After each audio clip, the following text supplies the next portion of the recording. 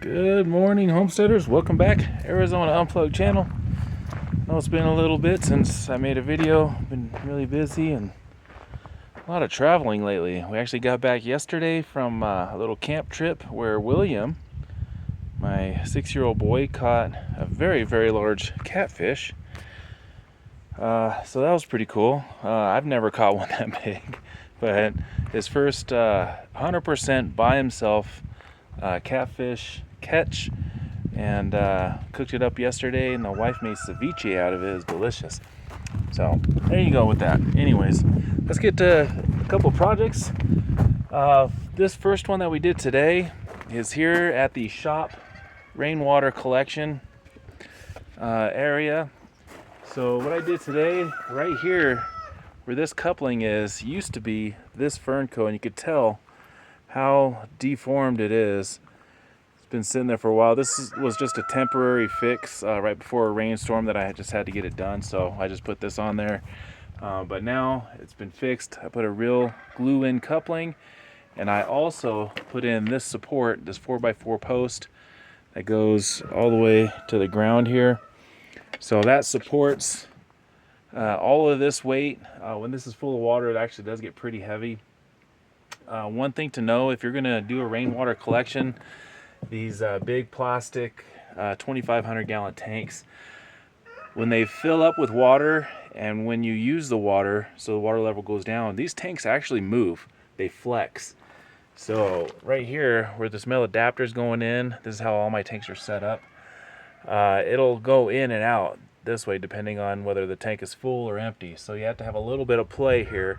There is no nut on the other side of this. It's just kind of free to be able to expand and contract. So that's why I had to do this, and it worked. But now it's done right. We're in monsoon season at the moment, and let me put this coupling away so I don't lose it. Still usable for in case of an emergency. I'll walk into the shop here. A little bit easier to see in here anyhow. And I'll show you the current project that most of you have probably already seen, but I'll show you. Oh, you know what? We're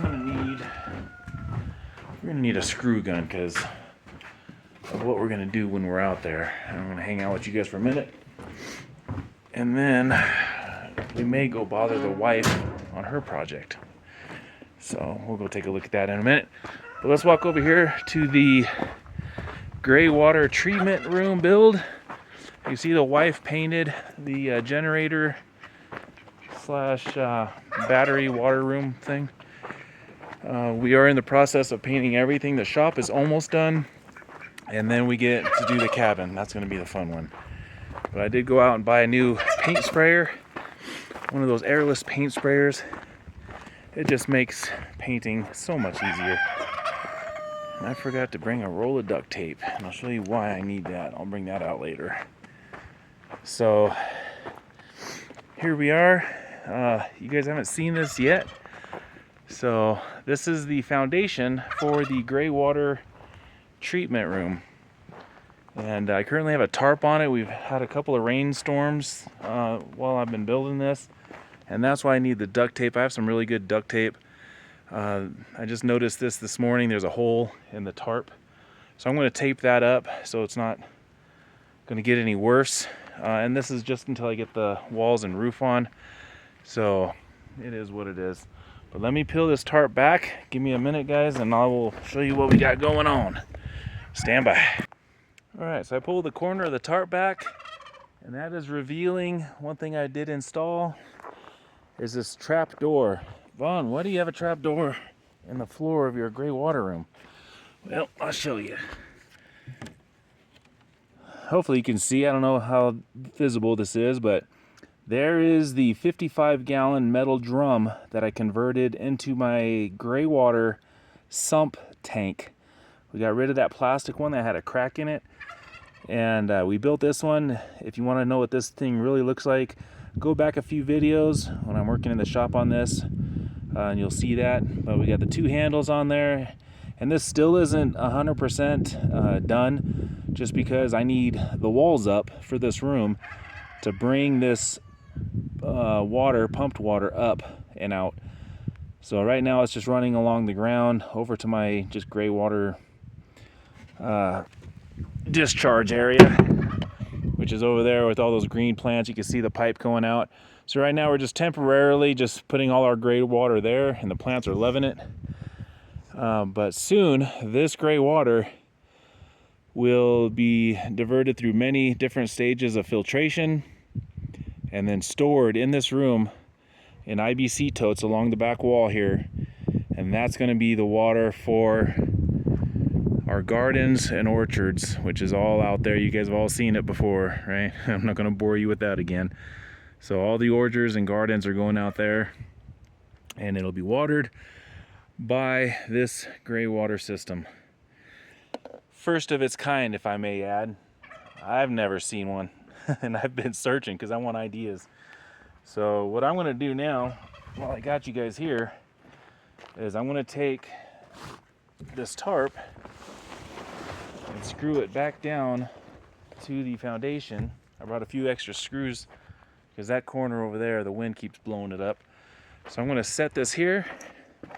Hopefully the wind doesn't take it out. Let me get you adjusted here. Let me see if that's good. Boy, it's hard to see with all this sun here, guys. Oh, I better put this rock on here so it doesn't blow over. So give me a second. And I'm going to go throw a couple of screws in this, and then we'll move on. Remember, always use fender washers.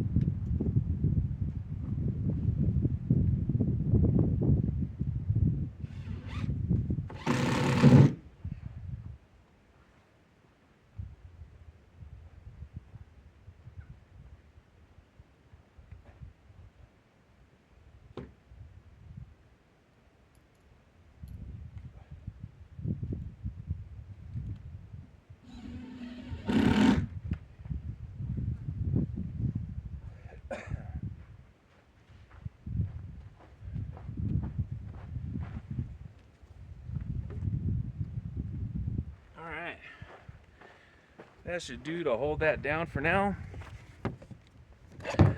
Grab the camera, and I will pause the video. I'm going to go put the screw gun back in the shop, and let's go see what the wife is doing. Alright folks, make sure this thing is on. Yep, it is. Got the duct tape. Let's go see what the wife is doing first. We're going to surprise her. Now, mind you, she does not like being on camera very much, so let's see what happens. Hello! What's up, buddy? Hi! Come on, we're gonna go see Mama. Let's go see what Mama's doing. Where's your shoes, boy? Like Huckleberry Finn. Alright, well. Where's Mama at, dude? I don't know. Oh, there she is.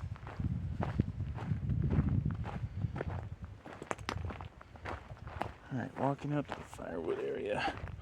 Hi! Hey, where are you going? What you doing?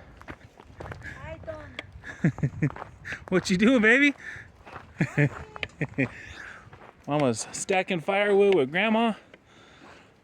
This is, I would say, you know, back there and all this, I think we have, well, with that too, we have about 8 cords of wood. This is all from our property. We're not buying this winter. Let me show you what we're doing over here.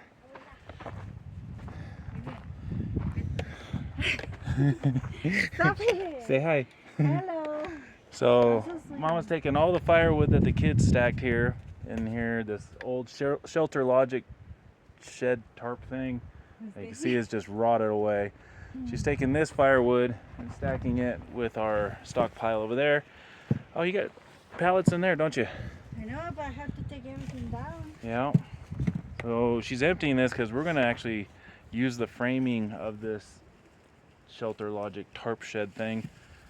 And we're going to put metal panels on it. We're going to use this as like a little storage shed, which is sorely needed. So we're going to put a cement mixer in there, just random material that is currently out in the weather. That's not good. But we got probably about a good half a cord, 3/4 of a cord left in here. So that's what's going on here. Bye, ladies. Bye. She loves being on camera. Almost all of this wood here, these branches, these are for our fires in our fire pit. This kind of like junk wood, but we use it. We absolutely don't use our wood stove wood for having bonfires and cookouts and whatnot. We use this stuff. This is just garbage wood, but there is some wood that's still good in here. I mean, that's a solid night's worth of firewood, just that one log right here. So we got quite a bit of that in here. I need to go through this someday and get all the good stuff out. There's another good piece there. Here's some good stuff, some real thick stuff. Here's even more. And then we have some big rounds that we need to split. I was thinking about renting or buying a log splitter, but it's so rare that we would need it. After I get all this processed, I'm just going to do this by hand, most likely. Unless I could find a awesome neighbor that has one that they'll let me borrow. But I can hand split it. It's no big deal. It's actually kind of therapeutic. So every good homestead needs kind of a catch-all area. This is some of our fuel storage just underneath these pieces of plywood. Gasoline, diesel. We do go through it more in the winter than in the summer, but it is what it is. We are topped off. We actually made a trip a few days ago. We got everything topped off. All our diesel, all our gasoline, and all our propane is all topped off. Just some old buckets here. Everything's stacked right here in this spot because one thing we can't stand is just clutter everywhere. We hate that. It's annoying. Some people live like that. We don't. Can't stand it actually, but that's just my viewpoint on it. I want everything as tidy as possible. We still got a long ways to go, folks. With so many projects going at once, it's hard to keep everything clean all the time, but we do our best. So let's walk. While we're here, let's go into the power water room. Let's see where our batteries are at. I think it's about 1 or 2 o'clock right now in the afternoon. Last time I checked was this morning. We were working on 3 bars. 6 bars is completely full. We were working on 3, so we're just less than half this morning. And right now we're at 4 bars, working on 5. So that being said, we will have full batteries by the time the sun goes down. You guys all know the power water room, all our batteries, water filters, and our pressure tank for the shallow well pump that's outside. If you're not new here, you've seen all of this before. And I like just checking everything. So this is our generator room / fire suppression, which we did test. I did hook up the fire hose outside. These, if you don't know, these are the Harbor Freight 2-inch trash pumps. I've got a few of these around here. It's been modified. The exhaust has been modified, and everything has been reconfigured. So my pull handle is down here. But anyways, if you wanted to know how much pressure these things put out at 2 inches, 2-inch lines, it was at about 40 pounds. And then I turned on the fire hose, and then it drops to almost nothing. So this is an 1.5-inch hose, fire hose. I'm gonna get a 1/2-inch nozzle that goes on here. Amazon sells them for like $15 or something. I'm gonna test it out. This one, I was standing right outside here and I was able to spray to the top of the shop roof over there. But there's so much volume in these big pipes that this pump had a hard time keeping the pressure up. Like I said, it was static at about 40 pounds before I turned on the nozzle. So hopefully by decreasing the diameter of the nozzle, I'll increase the pressure and also increase my range I'll be able to reach with these hoses. I've got another one in the shop, and these plastic hoses, I mean, they're okay, but if they're folded or twisted, it'll create a kink really easily. I don't like that. I need to figure something out with these hoses. If you guys have an idea about non-kinking fire hoses, let me know. I gotta look into that. I do have 2 more of these. These are the uncollapsible PVC hoses from Harbor Freight that are used for intake, the intake part of the pump. I may use these in an emergency to get me, I mean, these are 25 feet a piece, so I've got 50 feet. I'll be able to get out 50 feet and then hook my actual spray hose to give me more distance without the kinks. These will not kink. These are hard enough just to bend physically. It was hard just to get this 22.5-degree bend here in that short piece. So again, if you're new here, this is our generator room, backup power, and our fire suppression system. These big 2-inch lines, there's 4 of them, one on each side of the building for attaching these hoses to. So depending on where the fire's at, that's the side we're going to attach to, just to shorten the distance between fire and firefighting equipment. These 3 1-inch valves, each one will go onto each building. There's 3 buildings here, the shop, this building I'm standing in, and the cabin. There'll be rainbirds on top of the roofs. So in the case of a fire, I will turn this on, of course, with the pump on, and that will start the rainbird on whichever building I choose, or all buildings at the same time. Fire is a very serious thing out here because where we're at, I don't think a fire truck can actually make it here. So if they don't have a plane in the air dumping that red stuff on us, this is all we got. So very serious stuff. Another pump goes here, a backup pump. That's what those 2 valves are prepped, ready to go. And another generator goes there. This is a diesel heater. If you don't know about these, Google it. These are awesome. These are what I have, the H-Calorie Toolbox 2 diesel heater. This heater keeps the room I'm standing in and the power water room next to us warm with these vents. These things are awesome. They're activated by a remote. And I've got a thermostat in here, a wireless that goes to my bedroom, so I can wake up in the middle of the night and I know what the temperature is in all these rooms, all these buildings. And whoever needs warmth before the pipes freeze, I just double click the remote and it warms up the room and I don't have to get out of bed. So that's what that stuff's for. All right, let's go tape up that ripped tarp. Now this is 3M white duct tape. So if you're into construction like I am, you know that the 3M white duct tape is pressure and load bearing tape. This can hold up a wall. Of course, I'm just joking. This is not load bearing tape, even though it sounds good. So I'm just gonna patch up this hole just to kind of lengthen the life of this tarp for a little bit, just in case one of these monsoons roll through. Now, we're supposed to have pretty clear weather for the next foreseeable future, a couple weeks at least. But we are technically in monsoon season here in northern Arizona. Let me get this tripod going here so I got 2 hands.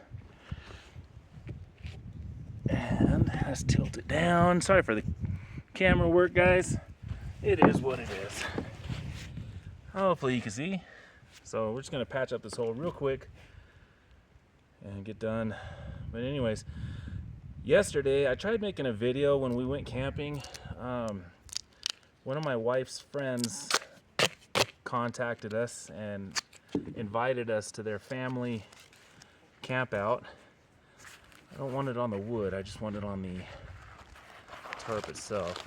Oh, looks like some of it's still here. There we go, that'll work. Invited us to this camp out, in a place just south of Williams, Arizona, called, what was it? White Horse Campground. White Horse Campground. And it was a nice campground if that's what you're into. But me personally, I'm not big into having campers literally feet away from us with their trailers and their dune buggies and their generators at night. That's just not my thing. I prefer either off-roading. Hopefully you guys can hear me okay. I prefer off-roading and camping in a spot where there's no people, or backpacking in the wilderness in places where there's no people. That's just me. That's my kind of camping. But we did it for the wife and our son William, because her friend that invited us was her friend from work before she moved, and her kids and William were very good friends in school, so we wanted the kids to play together again and see each other. It's been about a year, so that's about it. So I don't want to use any more tape than I have to, because this is just a temporary patch. So there we go, that's good enough for now. So I can actually dance on this platform.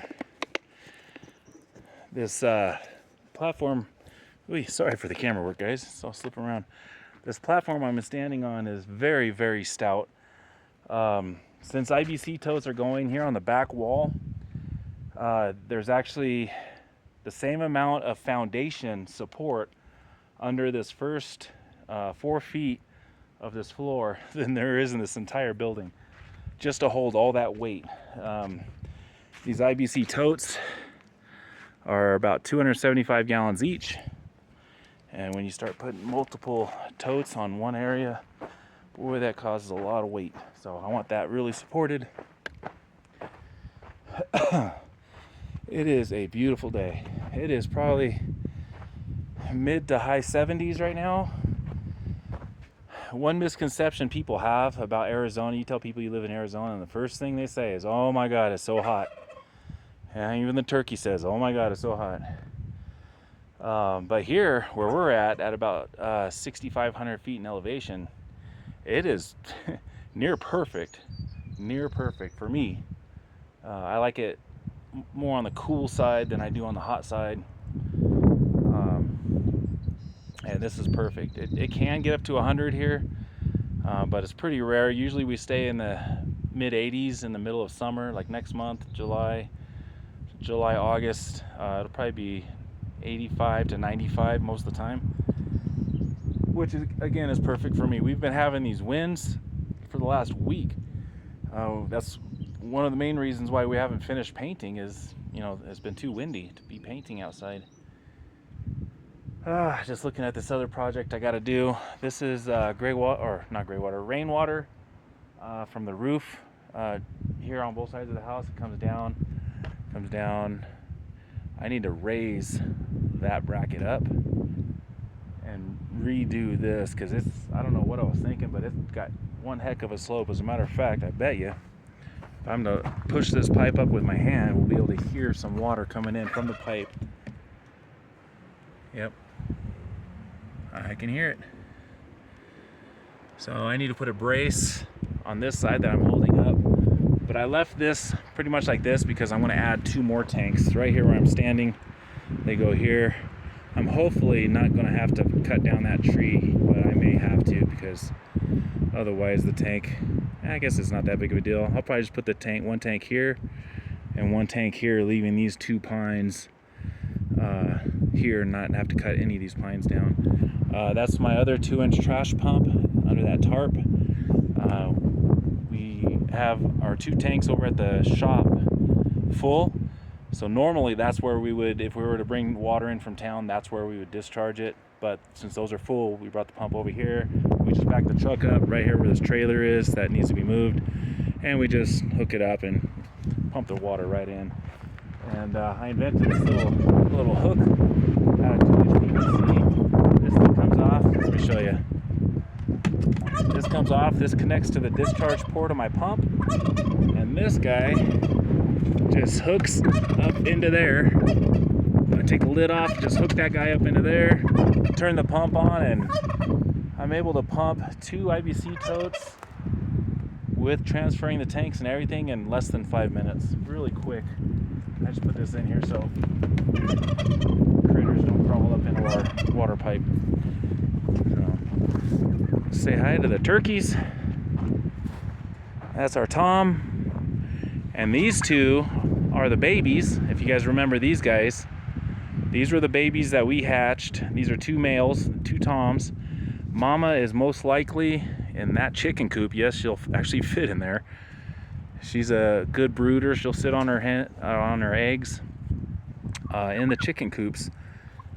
But these guys are really friendly because when they were born, when they were hatched, my wife used to treat them like pets and hold them and all that stuff. But they'll let you pet them and everything. They're good boys. And they're going to be tasty boys here come around November. Sorry guys, it is what it is. Our ducks are just hanging out in the shade, chilling, and then we were able to get some more chickens. Another one of my wife's friends moved, and she gave us all her chickens. There's I think 8 of them and a rooster. So again, we're getting plenty of eggs. What else? That's about it. We're just painting and building as we can afford it. Just waiting on more little projects to come in to finance the rest of the gray water room build.